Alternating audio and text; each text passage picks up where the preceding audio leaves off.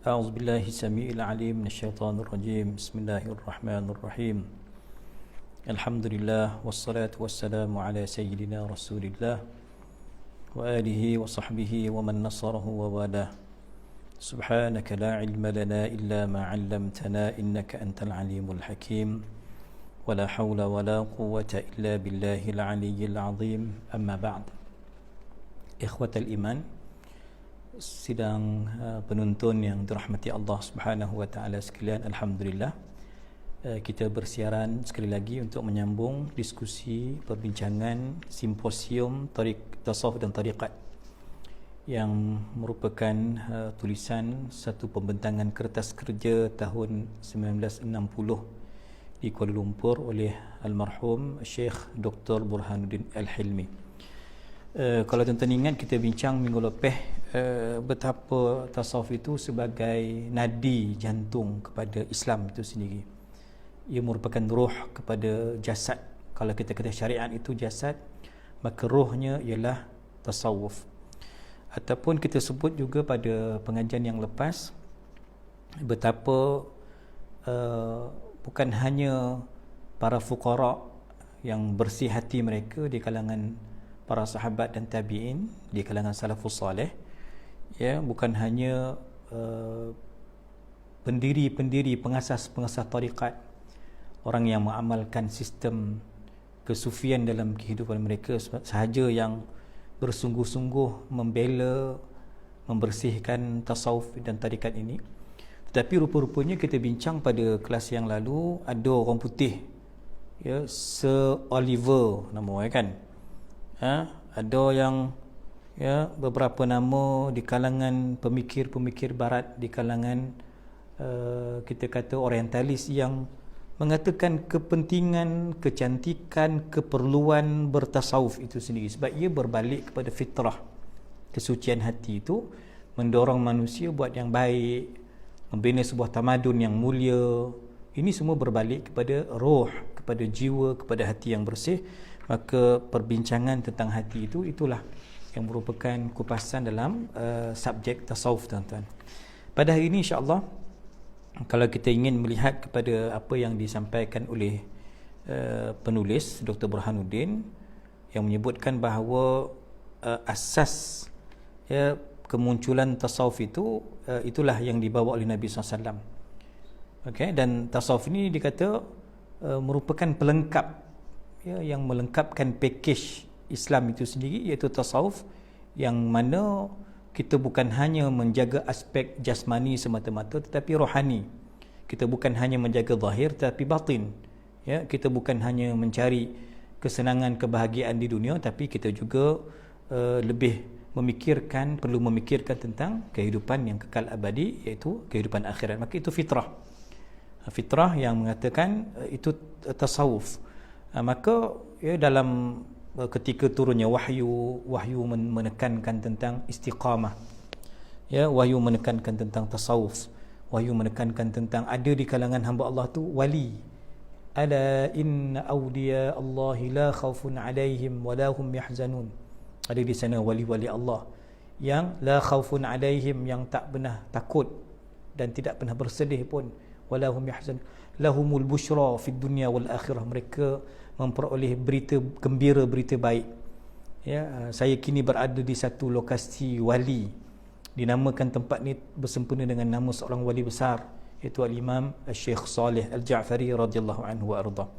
Tuan-tuan, maka kalau kita melihat bahawa, ya, mereka lah para ulama ini memperkukuhkan, para aulia ni, tuan, memperkukuhkan sistem bertasawuf, ya, membuat satu silibus dan modul yang dinamakan sebagai tarikat. Ya, maka persoalan dia, kenapa tarikat ni banyak? Kenapa berbilang-bilang tarikat? Itu isu dia. Dan kenapa pula dan apa pula di antara yang banyak, yang beribu-ribu tarikat tu, apa pula tarikat yang begitu terbilang? Tuan-tuan. Okey. Kita kena faham, ya, kalau kita kata tarikat, asasnya kalau di Mesir dulu, zaman moden, tuan-tuan, era moden ni tahun 76, telah ada lebih kurang 77 tarikat yang berdaftar. Tahun 76, ya, dah ada 77 tarikat yang berdaftar. Sekarang ni lagi banyak lagi berkembang lah Mesir, antara kiblat, antara rujukan untuk orang bertarikat. Antara rujukan untuk bertarikat tuan, lebih utama, lebih otai lagi ialah di Maghribi, bumi 1000 wali. Antara tempat perkembangan tarikat, ulama-ulama syekh-syekh tarikat juga termasuk di Algeria. Syekh Muhammad Balqaid merupakan tuan guru kepada Syekh Muhammad Asy'arawi. Okey, termasuk di Yaman. Kalau di Libya, Sayyid Muhammad Ali As-Sanusi, Syekh Umar Mukhtar, pejuang yang berjuang menentang Libya lawan dengan Itali. Okay, tuan-tuan kan, ini semua bumi Syam, tuan-tuan, ini semua merupakan tempat suburnya pergerakan, tumbuhnya aliran-aliran tarikat. Okey, tapi kita kena faham, walaupun banyak bercambah, banyak nama, tuan-tuan, tetapi dia usulnya akan balik kepada sanad yang satu, silsilah yang sama, iaitu Sayyidina Rasulullah sallallahu alaihi wasallam. Nabi turunkan kepada sahabat Sayyidina Ali, contohnya Sayyidina Huzaifah Al-Yamani, turunkan kepada Hasan Al-Basri, tuan-tuan. Mereka ni lah, daripada tarikat ni bercambah, berkembang banyak tarikat. Kan, mana sumber, tuan-tuan, daripada mana tarikat-tarikat ni mengambil dalil? Maka kata Dr. Burhanuddin di sini, sumbernya tidak lain dan tidak bukan Quran dan sunnah Nabi SAW. Kata tak percaya lah ustaz, banyak mengarut tarikat ni. Yalah, kalau benda yang mengarut tu mengarut lah, kita tolak lah, tuan-tuan. Tapi benda yang benar, bawa kepada zikir, bawa kepada tafakur, bawa kepada kesatuan, kepada semangat jihad, mujahadah menjaga diri, mengawal nafsu, maka apa masalahnya? Itulah Quran hadis, ya kan? Ya, berguru, bersanad, ini semua Quran hadis, ya. Maka disebut dekat sini, timbullah sekolah, yayasan fiqh, yayasan hadis, tafsir, universiti, undang-undang, medik, kejuruteraan. Ini semua terbina apa? Universiti lah kita kata. Ya, sama ada pada ilmu yang membantu dari sudut keduniaan tadi, medik, kejuruteraan dan sebagainya, dan juga ilmu-ilmu yang juga turut menyumbang, berkhidmat kepada keperluan memahami Quran dan sunnah, yang fiqh, hadis, tafsir sebagainya tadi. Kan, maka dia kata wujudlah yayasan, ya, asrama tasawuf Islam, bangun menyuluh hati. Jadi maknanya dah ada organisasi yang lebih tersusun tarikat ni. Dia ada syekh, dia ada murid, dia ada kitab, ada hizib, ada wirid yang dibaca, tuan-tuan kan, ada jadual, maka lebih sistematik lah. Tujuannya apa? Tidak lain dan tidak bukan menyuluh hati, pekerti akhlak, roh kita, tuan-tuan, ya. Dengan apa, tuan-tuan? Dengan pimpinan, tuan-tuan, seorang syekh yang bersanad. Tidak dipanggil syekh, melainkan dia juga mempunyai syekh, dia juga pernah berguru, ya, pernah mengaji, tuan-tuan, ya. Iaitu tarikat ni jalan hidup, dan itulah jalan yang diatur untuk kita menghadap Allah. Kita sedang bersuluk, ya kan? Maka tuan-tuan sekalian, kalau dia kata dalam sistem moden, sistem dunia ni pun disebut way of life. Betul tak saya nyebut itu? Itu senang, boleh lah, okay, betul lah kan. Ya, tarikat ni, tuan-tuan, dia melengkapkan, nampak tak cantik tarikat ni, dia melengkapkan keperluan, tuntutan dunia akhirat kita. Way of life. Ya, kalau kita meninggalkan tarikat Islam, hidup dalam sistem beragama, maka kusut, kucak-kacir, kita nampak bahagia tapi sebenarnya kita sengsara, jiwa kita merana, roh kita sakit, berpenyakit, berkorona. Tuan-tuan, maka di sinilah peranan para ulama, para aulia membina modul silibus, tuan-tuan, untuk menyusun tadi. Bukan hanya kita mengejar tentang kemewahan, kesempurnaan dunia, tetapi melengkapkan dia dengan pengisian kerohanian, hati kita, roh kita tu dihidupkan dengan amal soleh, ya, dengan akhlak yang mulia, tuan-tuan kan. Ya, kalau dikata ikut zaman keemasan Islam, ya, zaman kemuncak, di situ, tuan-tuan, ya, ulama-ulama sangat berperanan dalam segala bidang ilmu lah. Zaman-zaman Abbasiyah dulu, khusus pada Khalifah Harun Ar-Rashid, ya, perkembangan 4 mazhab fiqh, berkembangnya, munculnya dua aliran tauhid, Asy'ariyah Maturidiyah, ya kan? Imam Junaid Baghdadi dengan madrasah tasawufnya, dengan tarikatnya, tuan-tuan. Maka ketika itu, ya, bukan itu saja, kata Syekh di sini dia senaraikan yang terkenalnya sekolah-sekolah tarikat, antaranya Imam Hasanul Basri, Sayyidi Ibrahim ibn Adham, seorang orang istana, ya, Ibrahim ibn Adham, Zinnun al-Misri. Di kalangan muslimat juga ada tokoh yang cukup terkenal, Rabi'atul Adawiyah, Imam Haris al-Muhasibi, Imam Junaid Baghdadi, Imam Abdul Qadir al-Jilani, Sayyidi Ahmad al-Rifa'i, Sayyidi Ahmad al-Badawi, tuan-tuan, Sayyidi Ibrahim ad-Dasuqi, ya, ad-Dusuqi, Sayyidi Abdul Hasan al-Syadili, Imam Ibn Arabi, Imam Abu Yazid Bustami, Sayyidi Ibrahim al-Khawas, tuan-tuan, ya, Sayyidi Imam Bishrul Hafi. Banyak nama-nama, tuan-tuan, yang cukup tersohor di zaman itu, mengembalikan peranan hati, roh kepada peranan asal agar tidak tersilap tujuan, wa ma khalaqtul jinna wal ins illa liya'budun, supaya mereka fokus, walaupun kerjanya kerja dunia, tapi matlamatnya mencari akhirat. Walaupun dia mengumpulkan harta, tetapi harta itu menjadi jambatan kepada akhirat. Walaupun dia berpangkat besar, berpengaruh, tetapi ia tidak melupakan dia sebagai seorang yang fakir di sisi Allah Subhanahu wa taala. Madrasah tasawuf semakin berkembang, tarikat semakin berkembang, tuan-tuan. Ya. Maka kalau kita tengok pula di Malaysia, kajian di sini dia kata kita lebih terkenal dengan aliran tarikat, cara pendekatan metod Imam Al-Ghazali dan Imam Ibnu Athaillah As-Sakandari, tuan-tuan, iaitu, ya, dalam pendekatan tasawuf kita. Okeylah, ini sejarah. Mungkin inilah yang dibawa oleh pendakwah-pendakwah ke Melaka dulu. Pendakwah-pendakwah yang dikirim oleh sebahagian daripada kerajaan Osmaniyah dulu, Turki Osmaniyah, yang berpusat di Mekah di Turki, tuan, kirim pendakwah para ulama, para habaib, bawa 3 pakej: Islam, iman, ihsan. Islam, fiqh, mazhab Syafi'i. Iman, tauhid, Asy'ariyah, sifat 20. Tasawuf, bawa manhaj Imam Ghazali dan Imam Ibn Athaillah As-Sakandari radhiyallahu anhuma. Kan? Maka pelbagai, akhirnya daripada 2 ulama besar ni, tuan, 2 madrasah, 2 tarikat ni berkembang, berbanyak lagi tarikat-tarikat yang sampai ke Nusantara, ke negara jiran kita, ke tompek kita di tanah Melayu ni, tuan-tuan.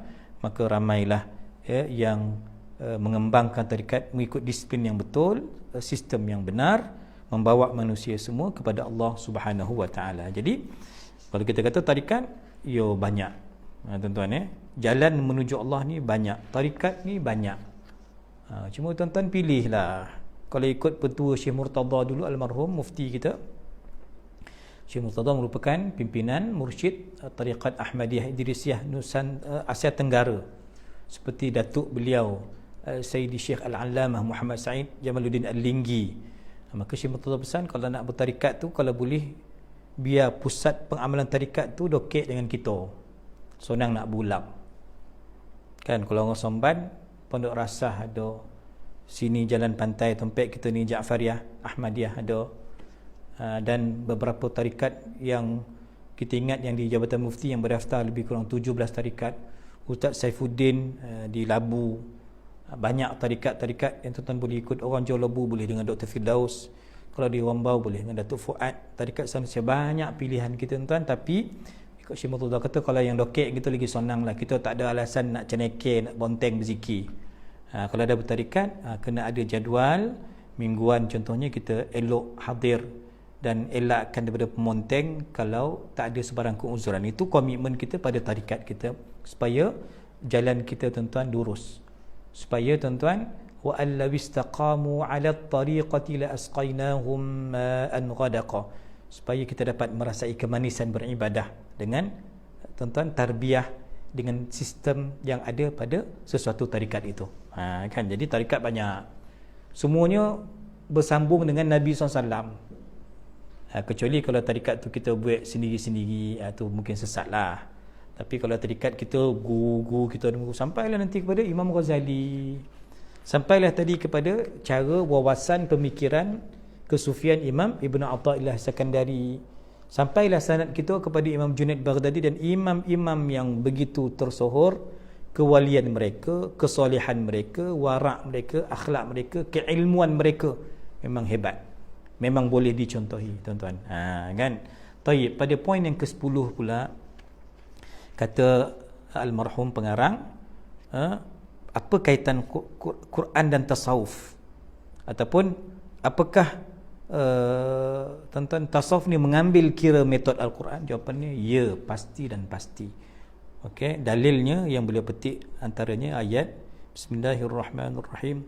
I'lamu annama al-hayatud dunya la'ibun wa lahwun wa zinatun wa tafakhurun bainakum wa takathurun fil amwali wal aulad. Ketahuilah sesungguhnya hidup kita ni tuan ialah la'ibun, main-main. La'ibun wa lahwun. Lahwun ni tuan, ya, kadang-kadang kita berseronok, bersukaria. Kan? Lagi zinatun, perhiasan dunia ni. Tafakhurun bainakum, berlumba-lumba, berbangga-bangga. Berlumba-lumba meramaikan, membanyakkan harta, meramaikan anak. Itu hakikat dunia. Ya tak? Tetapi Allah Subhanahu Wa Taala nak mengingatkan kita bahawa dunia ni bukan segala-galanya. Okey, Allah nak sebut kita wa maghfiratan minallahi wa ridwan. Yang penting kita nakkan keampunan Allah, keridaan Allah Subhanahu Wa Taala. Dunia ni sifatnya menipu. Kalau tak ada tarikat, kalau tak ada tasawuf, kalau tak ada agama, maka kita akan hanyut dengan keelekaan, kealpaan, kuasa, tahta, segala-galanya. Tapi dengan siraman iman, dengan panduan syariat, dengan dilengkapkan dengan tarikat tuan-tuan, dengan syekh, dengan wirid, maka insya-Allah kita terpimpin, kita terpandu tuan-tuan untuk menjaga hati kita, menjaga akhlak kita, memelihara roh kita agar roh kita tu berada di tempat yang mutmainnah, yang sebenar. Ini maknanya Quran menceritakan tentang semangat bertasawuf. Quran menceritakan tentang, menegaskan tentang wa ma khalaqtul jinna wal insa illa liya'budun. Ayat ini tuan-tuan baca tiap hari. Ya. Kita ni diciptakan untuk apa? Ibadah. Ibadah dalam konteks yang menyeluruh. Menuntut ilmu ibadah, berkojo ibadah, berfikir ibadah. Apa yang kita buat tuan dalam kerangka ibadah. Macam mana nak lengkapkan keikhlasan? Ikhlas macam mana?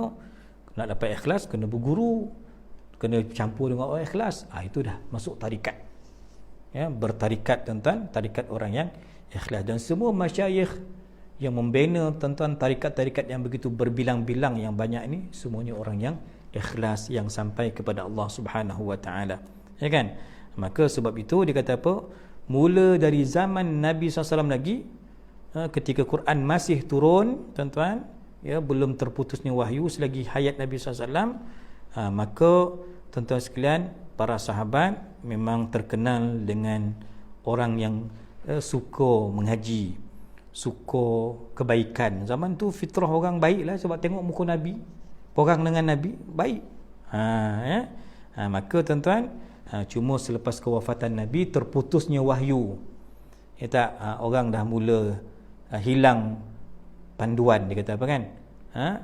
Inilah sedikit pandangan dari Quran. Mazhab ahli tasawuf itu apa? Kasih kepada Allah, mahabbatullah, mahabbatur Rasul SAW, kasih kepada Nabi SAW, kasih dengan makhluk Allah, kan? Itu tasawuf dalam Quran, ya kan?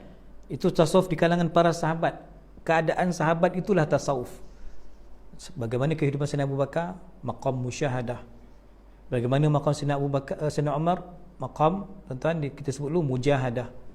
Kalau Sayyidina Uthman, tadhiyah, pengorbanan. Kan? Sayyidina Ali, tuan, ma'rifah. Ya. Tuan-tuan, dia kata apa? Aliyun sada jaisyal arifin, kata Syekh Saleh Al-Ja'fari. Sayyidina Ali sebagai pemimpin kepada keilmuan, ma'rifatullah.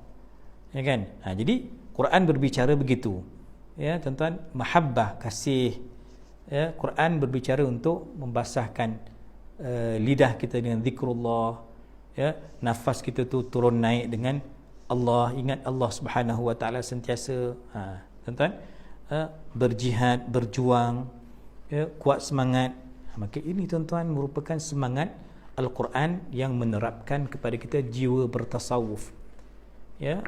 Kemudian tuan-tuan yang dirahmati Allah Subhanahu wa taala sekalian, kita ambil lagi satu poin yang terakhir. Bagaimana Nabi SAW dikatakan kat sini Rasul dengan hidup tasawuf pada poin yang ke-11.